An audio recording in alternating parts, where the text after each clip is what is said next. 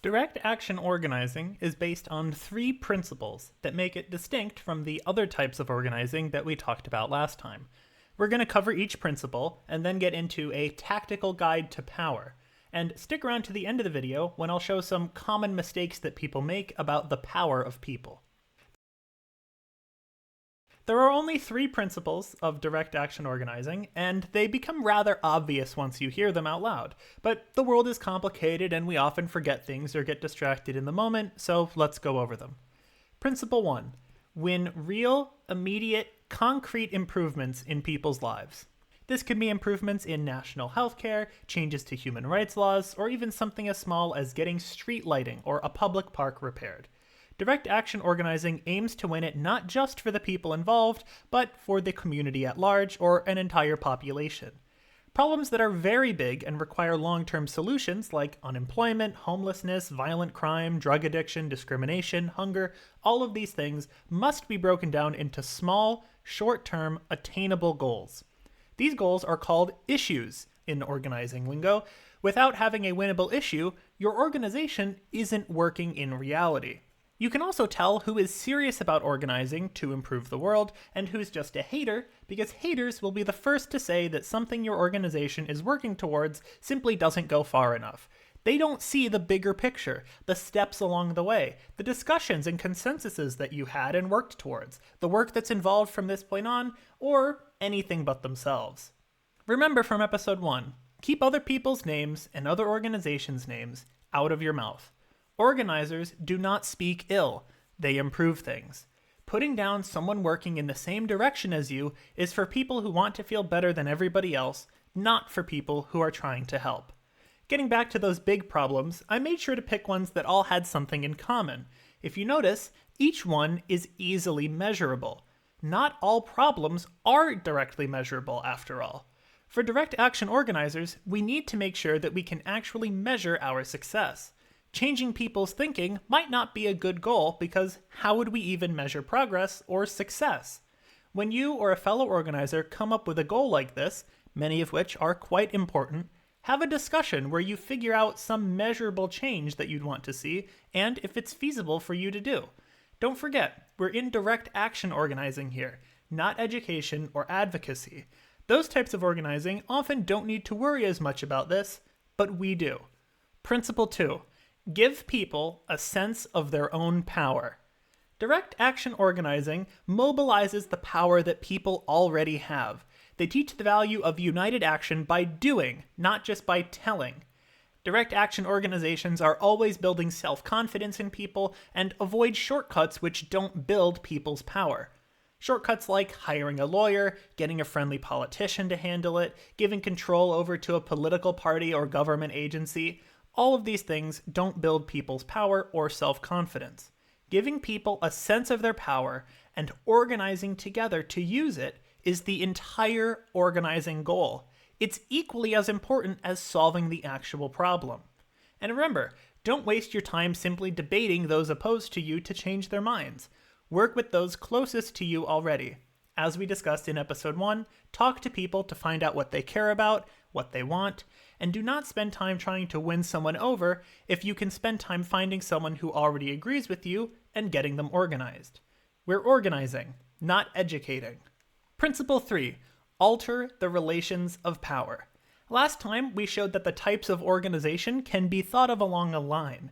Direct service and self-help don't really alter power relations, but advocacy, and especially direct action, do. Principle 3 is why Principle 2 is important.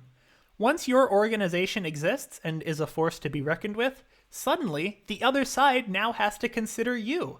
All that time that you've spent considering other organizations is now something that they have to do with you. Once your organization is strong enough, it will have to be consulted about decisions that affect its members. Remember that this does not have to be a hierarchical or even a legally incorporated organization. A group of local concerned residents can be a force to be reckoned with. Eventually, the organization may get laws passed which increase the power of its members, or itself if it does become a legal entity. It may even see some of its members elected to public office, if that's one of its goals. The organization itself must be built up, however, because otherwise, the relations of power in society are not being altered. and the organization must operate democratically and collectively. Otherwise, even though a power structure is being built up and the relations of power are somewhat changing, it's more of a change of branding, a new mask is being applied, rather than an actual change in society. Democracy isn't just voting from a list every 4 years. It's about creating consensus amongst people with different views, having people govern their own affairs, letting anyone with concerns express them and be included in the consensus-making process, or as close to consensus as is possible. It's hard to convince people that direct democracy like this can even work at all, but it's contagious. Once people see it actually happening, a group of maybe hundreds of people actually coming to a consensus instead of fighting it out or simply walking away, or even more so if they participate in this process themselves, they become convinced. Totally convinced. Democracy is contagious, which is a good thing for us. Remember that building an organization is not automatic. It takes building relationships, as we've discussed before, and it doesn't happen just because you win an issue. There's a difference between mobilizing for a campaign and organizing into an ongoing structure. In your organization, concrete plans must be made by the members to ensure that the organization survives and grows. Money needs to get raised, members need to be recruited and maintained, people actually need to show up to events. There are ways to ensure this, which we'll cover in a later video. Being in an organization should be fulfilling and rewarding, and not simply meetings where people talk or rant. Importantly, it's also not retweeting or posting or gossiping or grandstanding. We'll go over how to host good meetings in the future, but in short, bad meetings are boring, unimportant, a chore, or rant circles. Good meetings should be a good time. Now, with those 3 principles out of the way, how does a direct action organization actually go about getting what it wants? Let's say in your organization that the problem you want to address has been discussed and the organization has decided on what their goal is. You've also discussed that your goal is big and needs to be broken down into smaller pieces. Issues are specific solutions to problems that aren't solved yet. For example, the homelessness issue might be a little too big, but the shortage of staff at the local housing authority is a concrete enough issue for you to get solved. Repealing a zoning law could also be an issue. Getting the mayor to resign is an issue. I know I've said this a lot now, but a guide to help your group pick an issue will be covered in a future video of this series. For now, let's just assume that you've all picked the issue you want to focus on, and now you want to go about actually solving things. The battle that you will wage on a particular issue is called an issue campaign. There are other campaigns for other types of organizing. Election campaigns are about getting someone elected. Education campaigns are about raising public awareness. We see them all the time regarding safety, the environment, or even massive literacy campaigns in many countries around the world. Fundraising campaigns are as common now as they were in the days of calling into a TV show to get a tote bag. Service delivery campaigns like vaccinating, dental checkups, etc. are also quite common. But for us, we're focusing on issue campaigns. The actions taken to solve the issue are the issue campaign. Issue campaigns have a beginning, a middle, and an end, and are not one-shot events. They are a series of events linked by a common theme, the theme of solving the issue. And remember, they are methods, first and foremost, of building power and building the organization of people. The stages of an issue campaign is something that we're going to cover not in the next video, which is about power mapping, but the one immediately afterwards. Subscribe so you won't miss it. To wage an issue campaign, you will need power.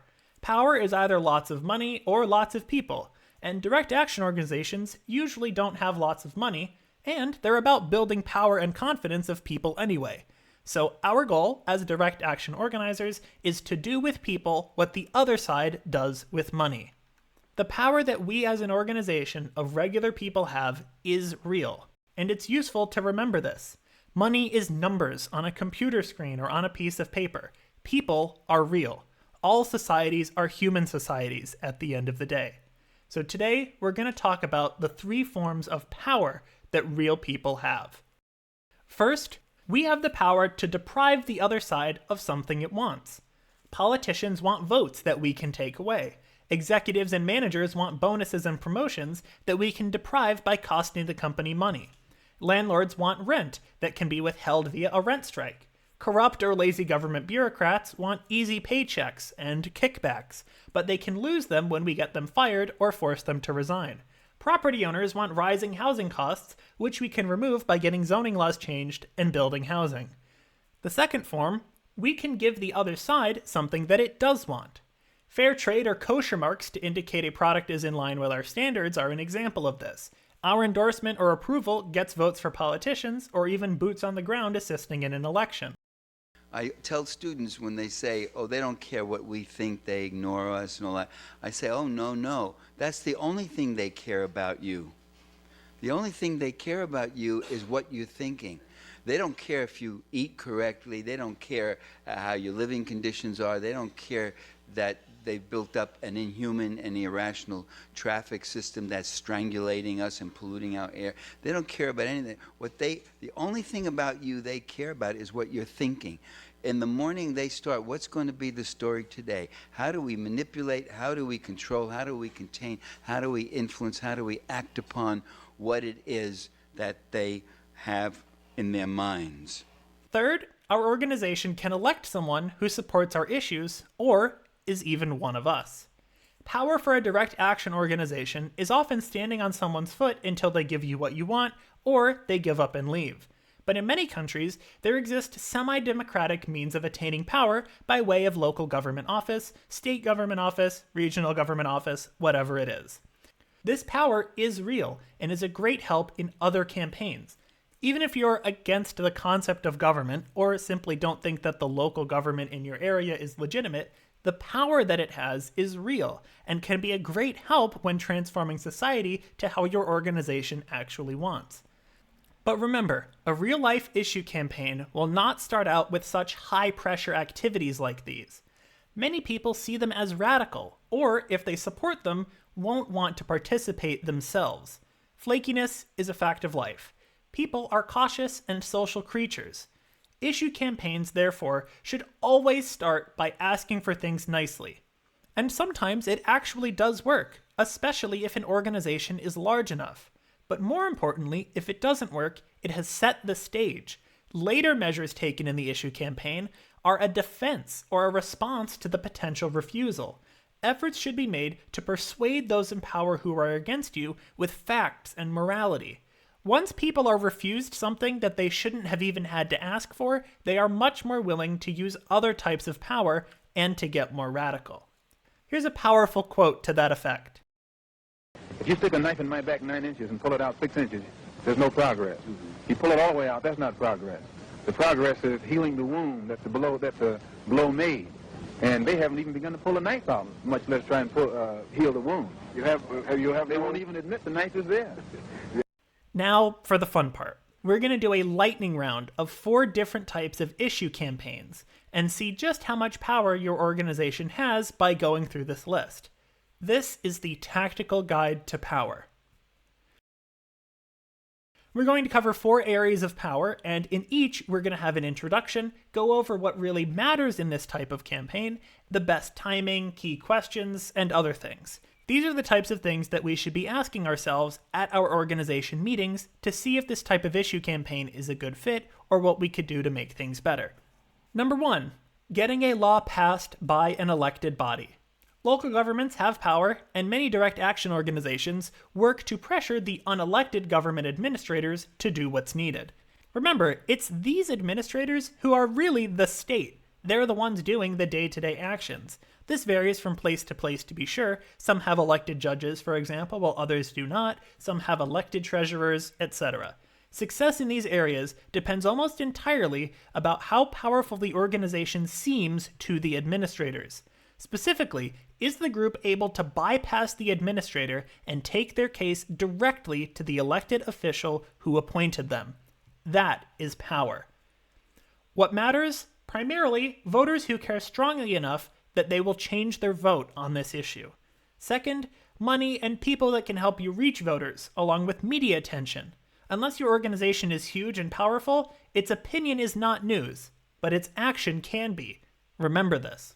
As for timing, it's most effective prior to an election. You can't as easily pull a politician towards you once they have their office. Some questions to ask: who makes the decision in this case? Is it a legislative body or a single person? If it is a body, does it make it as a whole, or are there subcommittees? If it's a decision made by the body's leadership, are they seeking to run for a higher office that will someday require votes from places that your organization is strong? If a vote is required within the body, what's the minimum number of votes needed? Count up how many are firmly with you, how many will never support you, and then who's left. Can you influence these people? Do term limits apply? How many can't run next time? The very next video is going to go over a tool called power mapping that works beautifully for cases like this. It's probably the most powerful tool for organizing that I know of. Number 2, boycotts. These are self-explanatory and focus on getting an unelected power to change their behavior. Usually, it's a business. What matters? Primarily cutting profits. Boycotts are to make capital bleed, just like strikes. You need to be able to change consumer behavior, however. Of secondary importance is potentially reaching big purchasers and getting them to change. Timing? Well, times of stress for the company are basically required for this to work. Mergers, strikes, bad earnings reports. If they are publicly traded, earnings reports are published each quarter as required by law, and they often make financial news. You can find them easily, just look up 10K or 10Q forms. Some questions to ask: what are the company's profit margins? What about their scope? Are they local, regional, national, international? Who or what really owns the organization? Are they publicly traded or privately owned? Can we really hurt their profits?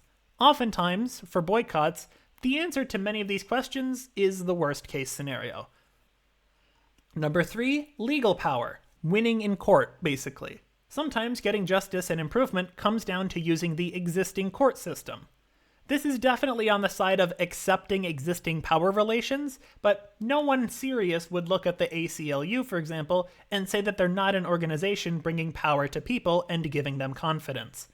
What matters? Primarily, clear laws and tight regulations. You do not want a long and costly legal battle. Secondary, lawyers. Money is big here. Finding someone else to carry the case could be a big help. Timing is a bit unfortunate. It's going to take several years. However, this can be very effective if your aim is to delay something and have it take several years. The questions to ask: are the laws clearly on your side? Is there legal precedent? What are the politics of the judges who will hear the case? Who appointed them, or were they elected? And who's going to pay for this? Maybe you'll find a law firm who will take over the case for you, but most of the time, this isn't perfect for direct action groups. Number 4, disruptive power. Strikes and other civil disobedience. Someone on YouTube has made a video that you should watch about unionizing, but let's go over this briefly. What matters? Primarily, cutting profits and revenue by stopping the company from functioning. This will get you many, many things. The timing? It's most effective during times of stress, similar to the boycott. Key questions to ask: what are the company's profit margins? Can you make a dent by stopping work, such as a strike, or disrupting customers, civil disobedience? How costly is it for the company to get rid of you or replace you? Does the strike fund have enough money to outlast the company at least by a day? Do people have a willingness to get arrested? Arrests will happen for nothing after all. Is there money to bail them out? Does the company have the ability to actually pick up and leave? All of the questions that we went over are not the only ones to ask, but just to get us thinking and talking at our group discussions. It's also important not to delude ourselves. We are constantly in the business of building confidence in ourselves and the people who we want to work with, but we can't fall for illusions, positive or negative. We can't think that we'll win just because we're right, or because we have the truth on our side, or because we're morally correct, because we have the best information, or we speak for a huge number of people. Often, the enemy is none of these things, and wins anyway. We need to be able to put pressure on decision makers to get them to do what we want. Do we have large numbers of people on our side? Good. We need to actually be able to mobilize them in rallies or sit-ins or letter writing, public speaking, occupations, demonstrations, voting, whatever. We also can't give in to doomerism, the idea that nothing changes or that people can't do anything. This is blatantly incorrect. All of history is the story of change happening by people who have stood up. Doomerism is for haters and not people who understand that each step of the way, change is being made. Every day we wake up and we create society. It seems like every day we wake up and just recreate the same one we had yesterday, but that is the biggest illusion of all. It's inevitable that one day we will wake up and make something different. That's the only constant throughout the course of history. The society that we make tomorrow won't be exactly the same as the one we make today. Next time, we're going to be covering power mapping, my favorite tool in organizing. I'll see you then.